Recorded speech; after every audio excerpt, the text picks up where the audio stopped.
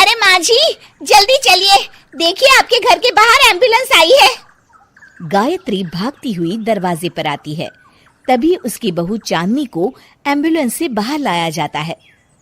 हे भगवान, ये मेरी बहू को क्या हो गया? एक्सीडेंट हो गया माँ जी। अरे लेकिन ये कैसा एक्सीडेंट है? चोट तो कहीं नजर नहीं आ रही। अरे माँ जी, दिमाग में अंदरूनी चोट लगी है और ये अपनी याददाश्त खो बैठी है। हैं? मेरी बहू याददाश्त खो बैठी है, अब क्या होगा? आप फिक्र मत करिए, बस इनका अच्छे तरीके से ख्याल रखिए। मैंने दवाइयाँ दे दी हैं, अब मैं चलता हूँ। अगले दिन अब तेरी तबीयत कैसी है बहू? बहू? किसकी बहू? हम भैरवगढ़ के ठाकुर विक्रम सिंह की बेटी रूपवती हैं। हम एक राजकुमारी हैं और तुम हमारी दासी हो बुढ़िया। अरे बेटा विशाल, बहू कैसी बहकी बातें कर रही है। अरे कुछ मत पूछो माँ, रात को मुझसे अपने पैर दबा रही थी। सर पर चोट लगने की वजह से इसका दिमाग पूरी तरह खराब हो गया है और ये अपने आप को राजकुमारी समझ रही है। तभी वहां चांदनी आ जाती है। तुम दोनों यहाँ क्या खुसुर फुसुर कर रहे हो? कहीं तुम दोनों मिलकर हमारे खिलाफ कोई षड्यंत्र तो नहीं रच रहे हो? हम तुम्हारा सर तलवार से उड़वा देंगे, समझे? अरे नहीं नहीं राजकुमारी जी, हम तो आपके सेवक हैं। भला हमारी इतनी हिम्मत। कहिए, आपने यहाँ हॉल में आने का कष्ट कैसे किया? हमें बहुत भूख लगी है। ए दासी, जल्दी से हमारे लिए भोजन का प्रबंध करो। आज हम शाही कबाब खाएंगे। विशाल अपनी माँ को चांदनी की बात मानने के लिए इशारा करता है। ठीक है राजकुमारी जी, मैं अभी आपके लिए भोजन लेकर आती हूँ। इस तरह विशाल और उसकी माँ ना चाहते हुए भी चांदनी की जी हजूरी में लगे रहते हैं। लाओ माँ, जल्दी से मेरा टिफिन दो, मुझे देर हो रही है। अरे ठहर जा, जरा दम तो लेने दे मुझे। सारे घर का काम मुझे अकेली को करना पड़ता है। तेरी बीवी तो राजकुमारी बनी बैठी है, सारा दिन हुक्म चलाती रहती है। अरे माँ, मेरा भी तो यही हाल है। फिलहाल तुम मेरा टिफिन दे दो, मैं चला। रुको, कहाँ जा रहे हो? अरे मर गया रे, ये कहाँ से आ धमकी? आज हमारा जुहू चौपाटी घूमने का मूड है और हमें अपने लिए नई साड़ियाँ भी खरीदनी है। चलो जल्दी से अपना वाहन निकालो और हमें ले चलो। अरे अब तो मैं गया काम से। अगर आज मैं वक्त पे ऑफिस नहीं पहुंचा तो मेरा बॉस मुझे नौकरी से निकाल देगा। मरता क्या न करता। आखिरकार विशाल चांदनी को घुमाने ले जाता है और चांदनी अपने लिए ढेर सारी शॉपिंग भी करती है।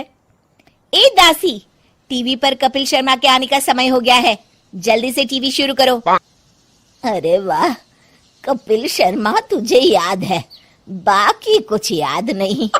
बहू तू तो बड़ी चालू लगती है, अपने फायदे की हर चीज तुझे याद रहती है। मैं तो तेरी इस अजीब बीमारी से परेशान हो गई हूँ।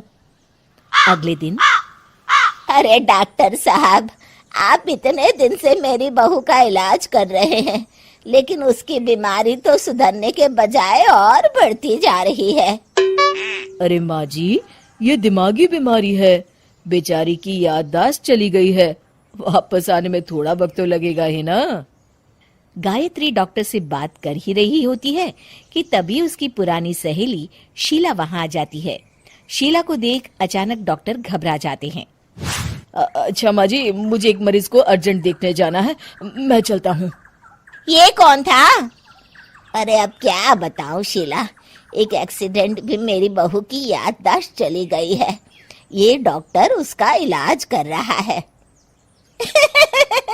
ये डॉक्टर कब से बन गया? अरे ये तो चमन पान वाले का लड़का है, सारा दिन नौटंकी करता रहता है। अच्छा तो ये बात है, अब मैं समझी। मेरी बहू और ये पान वाले का लड़का दोनों मिलकर मुझे बेवकूफ बना रहे थे। चल तू मेरे साथ। गायत्री शीला को एक बड़ा सा डंडा हाथ में देकर अपनी बहू चांदनी के कमरे में ले जाती है। बहू, ये मेरी सहेली है, एक डॉक्टर है। इसने तेरे जैसे न जाने कितनों का इलाज 2 मिनट में कर दिया है। इसका कहना है कि सर पर जहाँ चोट लगी हो, अगर उसी जगह दोबारा किसी बड़े डंडे से जोर से मारा जाए तो मरीज की याददाश्त वापस आ जाती है। देख, हम डंडा भी लाए हैं। अपनी सास की बातें सुनकर और हाथ में बड़ा डंडा देख चांदनी घबरा जाती है।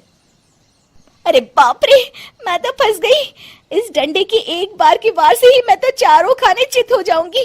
अब क्या करूं, क्या करूं, क्या करूं?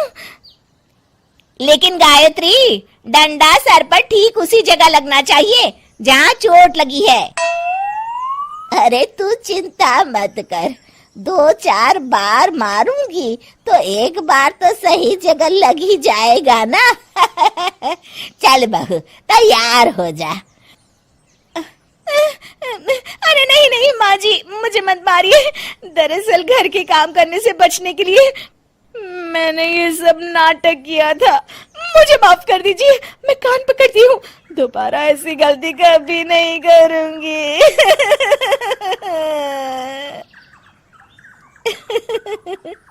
क्यों दोस्तों, कहानी कैसी लगी हमें जरूर बताइएगा।